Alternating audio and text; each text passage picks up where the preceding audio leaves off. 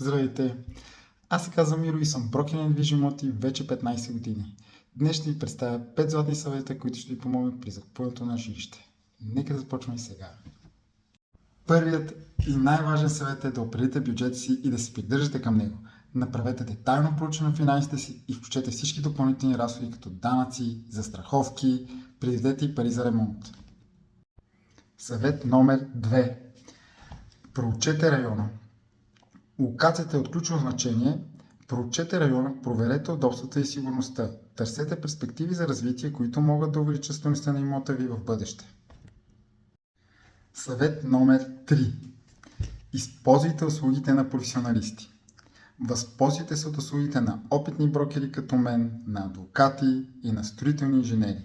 Ние ще ви помогнем да намерите по-подходящ имот за вас, да осигурите законността на сделката и да проверите техническото състояние на имота, който желаете. Съвет номер 4. Посетете имота няколко пъти. Не се задоволяйте само с една визита.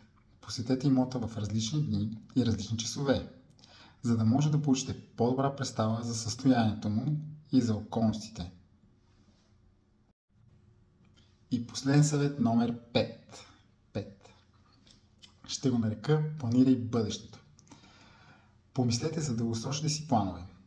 Уверете се, че жилището ще отговаря на бъдещите ви нужди и че стойността му има потенциал да се увеличи с времето.